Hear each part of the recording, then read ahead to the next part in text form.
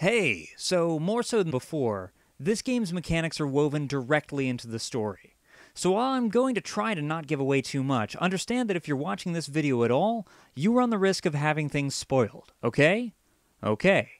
I also have some things to say about the story in this game that require me to refer to events in other games in the series. I'm trying to keep a light touch here, but seriously, you've been warned. I love Wolfenstein: The New Order. It's a very special game to me, and if you've known me personally in recent years, I've probably talked your fucking ears off about it. It's been my chief recommendation to friends who are looking for a good shooter, or a game with a good story full of crazy-ass shit, and so far, everyone I know who's followed up on my recommendation has had a good experience. My girlfriend and I bonded over it, binging it in long gameplay sessions like a season of TV, and we both eagerly awaited this sequel so that we could experience it together. That's how good The New Order is, and that's how high my hopes were for this game. Funny enough, I didn't really expect great things from The New Order at the time of its release. Coming out sometime after Raven Software's somewhat underwhelming 2009 entry, and with the revelation of returning characters Death's Head and Carolyn Becker in the trailers, I figured I'd be seeing more of the same lukewarm melodrama we'd gotten before, just painted over with thicker strokes of Nazi blood and factory standard dark grittiness. I hadn't imagined that they would actually make something so fresh, new, and fucking brilliant out of the key elements of this series. I learned a very important lesson about expectations from Wolfenstein: The New Order, and now I've learned another one from its sequel. This game picks up where The New Order left off, with the survival of series protagonist BJ Blazkowicz and the return of all his friends in the Kreisau Circle resistance group. Unfortunately, their headquarters, a giant submarine captured in the previous game, is under attack by Nazi forces led by Frau Engel, who has been promoted again and is now a general. Apparently, her resume of constantly losing track of you and getting scores of her men slaughtered is just super impressive to the man with the scratchy black mustache. I don't know. The point is, she's back, she hates your fucking guts, and she's following you everywhere in a Nazi version of the SHIELD helicarrier. Even after you make your escape, she continues to pursue you relentlessly. While General Wilhelm Death's Head Straza is a tough villain to follow, she more than fills the void. Where Death's Head always regarded Captain Blazkowicz as nothing more than a persistent minor annoyance, General Engel's interests in him are personal, and her villainy is even more horrifying as a result. Suffice it to say that this game opens with a hell of a bang. Control and movement is appropriately reminiscent of the previous game, and despite the change to a new engine, the overall feeling is really close to what it was in The New Order and The Old Blood, only faster. BJ might not be as quick on his feet as, say, the Doomslayer, but he's faster than the vast majority of FPS protagonists, which makes him awfully damn spry for a 50-year-old man who's just come out of his second coma. Although there's actually a nice little sci-fi explanation as to why you're so mobile, rather than leaving it unexplained like they did in the previous game. I still love that you can slide on the ground and fire at the same time, and the combat takedowns are back and more brutal than ever. Of course, not everything that returned is something that I like, and my complaint with the lean button being used as a way to snap to cover in The New Order unfortunately persists in this game. It was annoying the last time when leaning back into cover caused me to start sliding down the side of whatever I'm standing next to, and it's just as annoying here. I gave it maybe a sentence or two in my review of The New Order, but fuck it. I'm going nuclear on this shit now. I've had enough. If I can stand in the middle of an empty room and lean left or right without wandering, then I ought to be free to do that when I'm crammed up next to a box. Snapping me into a finicky cover system and rubbing my face all over the walls, accidentally popping around corners and getting spotted when I'm just trying to look down the sights of my gun and slowly inch forward at the same time, doesn't give me control over my movements, it just takes away. And I still wish for nothing more than to just disable the entire fucking cover system.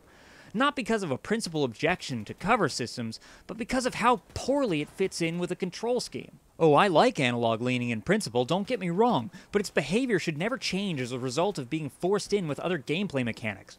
Medal of Honor Airborne actually provides a great example of how to implement this leaning mechanic without a cover system, because players can do it from anywhere, and they aren't likely to make any movements unintentionally. The moment you make that function share buttons with another gameplay mechanic, you have fucked it up, and diminished the effectiveness of all the functions involved, making your controls more finicky than they need to be. This one gripe is actually more of an issue now, because the game is just tougher across the board. For starters, because of the severe injuries he's living with, BJ only has 50 health points for a large portion of the game. You still partially regenerate just like in the New Order, but because his full health is so small, he just can't tank the damage like he used to. I learned this the hard way because one of my favorite tactics in the New Order and the Old Blood is to walk around with one of the heavy guns and rain death. So once I got my hands on a laser Gavur, I attempted to do the same, only to discover that despite the weapon being powerful enough to evaporate groups of Nazis, you can't rely on the weapon for too long because it slows your walking speed down, leaving you vulnerable. As long as you keep moving, you can avoid getting hurt too badly, but going into cover can actually hurt more than it helps because once you're flanked, you're fucked. This also somewhat disincentivizes stealth compared to the last two games because of just how quickly you can get killed when you're spotted. You can survive if you respond by whipping out a more assault-oriented weapon and jumping right into the dance of running and strafing, but it's pretty jarring to have to go from one mindset and gameplay groove to the other just like that. And maybe this is just me getting older and sucking, but it's also just damn difficult to change gears fast enough. Although I suppose it's not unrealistic to expect that kind of readiness in a real life-or-death situation. This kind of constant near-death gameplay certainly makes you feel like a man sitting on death's doorstep, but it's just a little too much of a change of pace for me, and what can I say? I like fast cars, cheeseburgers, and some empowerment in my power fantasy. In the long run, none of these gripes hold the game back forever. Once you come to grips with how quickly the pace can change and learn to compensate for your lack of health, what you're left with is some extremely frantic, bloody, and satisfying combat. The game kind of hammers you into shape, so if you don't have much time to line up the perfect headshot or hatchet throw, then you just learn to do those things faster. On top of that, after a certain point in the story, and if this hasn't been spoiled for you, all I will say is, what? Players get to have the standard 100 health point limit, at which point the game gets a lot more forgiving.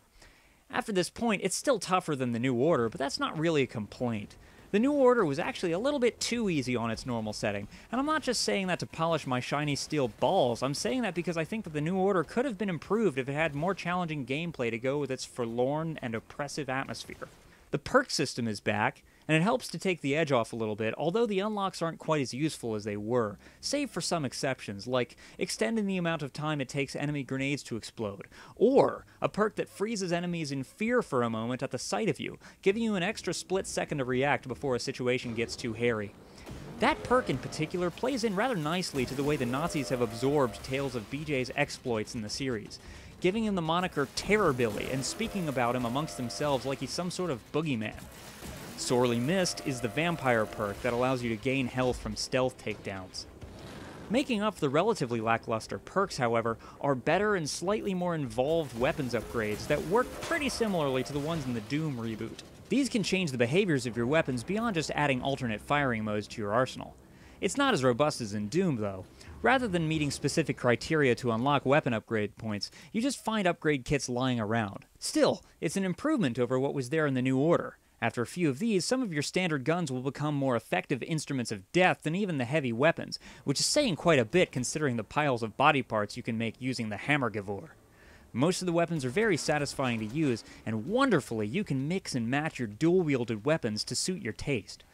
Tripping an alarm while sneaking around with your silenced pistol is less of a death sentence when you've got an automatic shotgun in the other hand. At a certain point, you also get to choose between one of 3 contraptions to strap to your body that give you new abilities.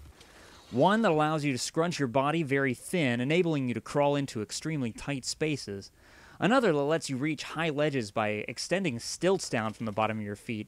And one that allows you to crash into objects, barricades, and people with extreme force when you sprint towards them. Honestly, these are kind of a weird addition to the game. But the game's already operating on a Hideo Kojima-esque level of bizarre as it is, so I just rolled with it. The new abilities they give you are only useful in very specific situations, although if you follow through on some side missions that allow you to get all 3 of these contraptions, then the impact they have on gameplay becomes a bit more distinct. But I'd imagine many players would see these side missions as more trouble than they're worth. That might have sounded like I was saying that playing the game can be a chore, but I'm actually saying the opposite. The thing about this game is that its story is absolutely gripping, and you probably won't want to do much of anything else but tunnel through the story missions on your first playthrough. Now sure, I do admit that this game's opening sucks some of the meaning out of the New Order's beautiful, elegiac ending by allowing Blazkowicz to survive. But having done that, They've crafted an eerily timely story, rich with themes of revolution, change, and hope, which takes it in a new direction from the mournful apocalyptic darkness of the previous game. The New Order was bittersweet because it was about a man whose only purpose is to fight Nazis to protect the world he knows, but in a time where the world he knows no longer exists, leaving him nothing to protect and no reason to go on. The New Colossus is different. It's no longer about what happens to a hero once they've lost the battle to save the world. It's about rebels and outcasts uniting to destroy the new world that has taken root and to build a new one in its place where they can be free. The game is no longer timid when it comes to certain subject matter. The previous game notably included a mission set in a concentration camp, which was a ballsy move at the time, but it didn't really communicate any ideas that might challenge what the player already believes. I mean, unless you're a fucking asshole, you're well aware that the Holocaust was a bad thing. An idea that white people are often unwilling to consider, though, is that their own heritage is tainted with blood. While institutional racism was a thread that was briefly tugged on in the New Order, the New Colossus knits a sweater, a scarf, and a couple of mittens out of it. It's not just that the Nazis are shown to be racist and violent, but that normal white Americans, the kinds of people you might see on the street, perhaps even people in your own family, can become capable of and comfortable with slavery and genocide when they are encouraged and enabled. As strong and as good as an individual person might think they are, it's all too easy to turn a blind eye to evil when the world is set up in their favor. Nobody wants to admit that that's possible. Fuck, I don't even want to admit that that's possible. But there was a time, a real time in American history, where people owned other people. It is absolutely possible for common citizenry to be numb to the plight of other human beings if they get comfortable enough. All of the characters in the New Colossus are very well developed, and each member of the ensemble has a lot of agency in the plot, arguably more than BJ, who takes initiative a lot less often this time, and mostly just takes orders as they come. It fits in with the game design pretty well, though, as you can revisit certain areas that you select from a war map with new objectives, like assassinating high-ranking officers, or completing special objectives given to you by people at the Resistance HQ. The side quests are simple but fun and give you a good enough excuse within the story to get into more firefights. I have to say it, though. Jesus, the NPC animation is inconsistent. The voice acting is usually good enough to carry the illusion that you're talking to a human being, but this game has some seriously dead-looking eyes in it. Sometimes people will talk to you while standing rod still, regardless of whether or not you're moving around, although usually people will at least track you with their head. Sometimes to a fault. Good to see you, Captain. Now, sure, I've given the New Colossus a bit of a spanking, but I am not displeased with this game. Actually, it's more enjoyable than the New Order, and also has a lot more content on offer, although I wouldn't exactly say that this makes it a better game. Despite numerous laudable improvements in gameplay and graphics and a worthy continuation of the story, it can't quite replicate the sheer impact of its predecessor, and it hasn't addressed some big problems that have carried over from before. I love it for what it is, but I'm also annoyed that it's being held back by some of the same damn things. This is the best game I've played all year, make no mistake. And with this installment, the Wolfenstein series has established itself as the reigning king of the first-person shooter campaign, and I expect that the next one will also be an excellent and emotionally resonant game. However, considering the lessons that weren't learned this time, I am no longer expecting it to be a better one.